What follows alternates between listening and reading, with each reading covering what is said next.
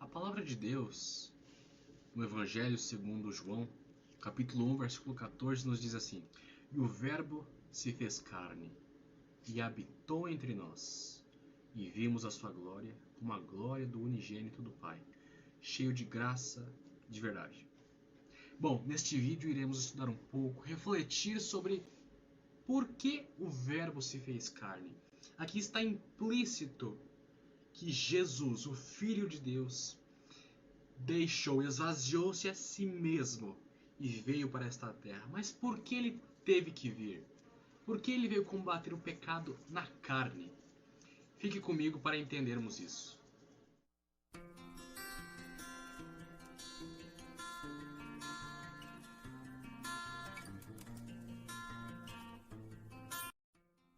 Meus irmãos, para entendermos o porquê foi necessário a vinda de Jesus, precisamos voltar lá para os tempos de Adão.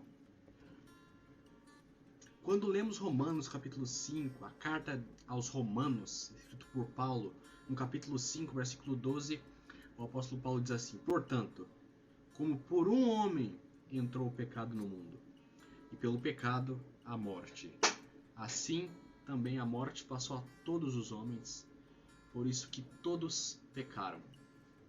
Aqui é implícito quando ele diz assim, como por um homem entrou o pecado no mundo. Está implícito que o apóstolo Paulo está falando de Adão. Por quê? Porque foi através de Adão que o pecado entrou no mundo. Através de quando Adão e Eva comeram do fruto, eles foram separados de Deus. Quando eles comeram do fruto, nós fomos separados de Deus. E diz assim: entrou o pecado no mundo, e pelo pecado a morte. Temos que entender o quê? Porque assim, quando Adão pecou, temos que olhar para Adão como sabe uma impressora? Quando a gente pega uma impressora, vai lá e vai imprimir alguma coisa, a gente vai lá e escreve. Escreve lá, escreve tal coisa lá, data, alguma coisa assim. Quando nós colocamos aquele papel para imprimir, as cópias daquela impressora apenas farão cópias exatamente iguais. E já que Adão ele pecou, quando ele pecou, todo descendente dele se tornou pecador. Se tornou pecador. Não havia como comprar a liberdade. Por quê? Porque quando o pecado entrou no mundo, todos se tornaram escravos do pecado. E havia um preço muito alto a ser pago. Um preço que era o preço de sangue. Era um preço de sangue. Mas ninguém poderia pagar por ele. Eu não podia comprar a minha liberdade. Você não poderia pagar pela sua liberdade. Mas é nessa hora que Deus, ele vai até o mercado de escravos. Ele vai para onde os escravos são vendidos. Então ele olha para o céu e pergunta: a quem eu enviarei? E quem há de ir por nós? Quem eu enviarei para que a humanidade possa ser liberta da escravidão do pecado? É nessa hora que o próprio Deus se levanta do trono e diz: eu irei. E quando Jesus vem, ele veio em carne. Ele veio sem pecar. Ele veio para cumprir a lei.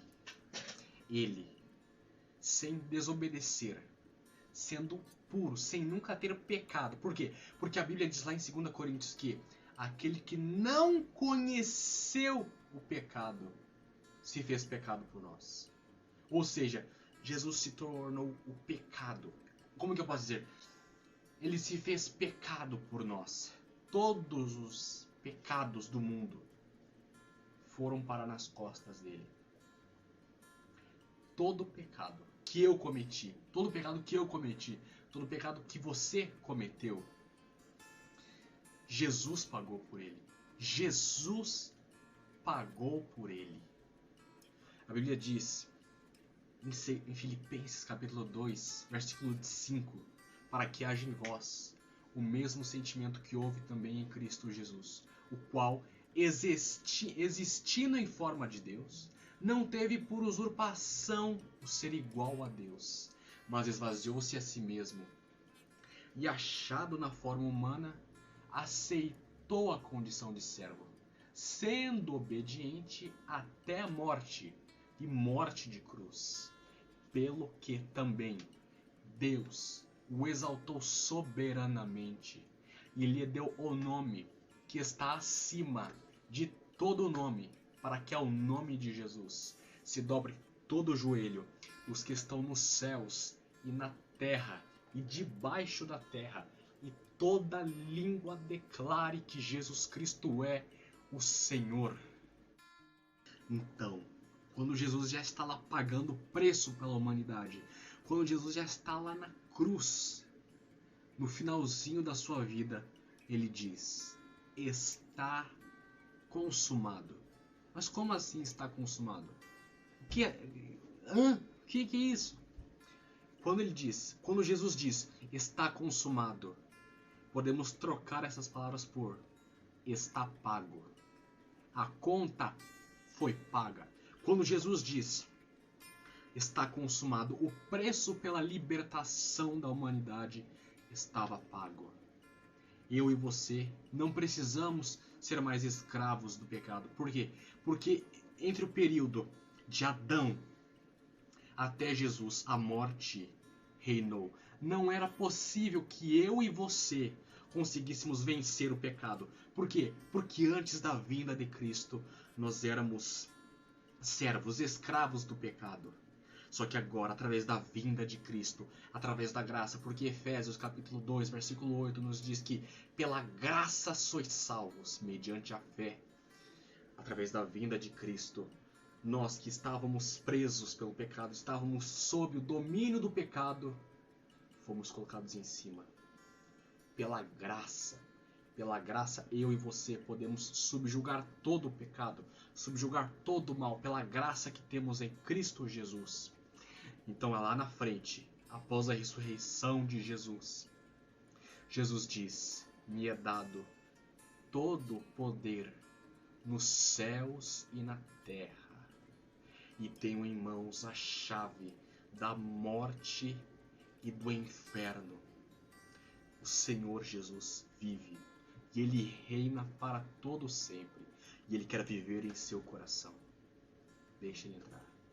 Esta é a mensagem que eu tenho para você hoje. Que Deus te abençoe e te guarde para sempre. Em nome de Jesus.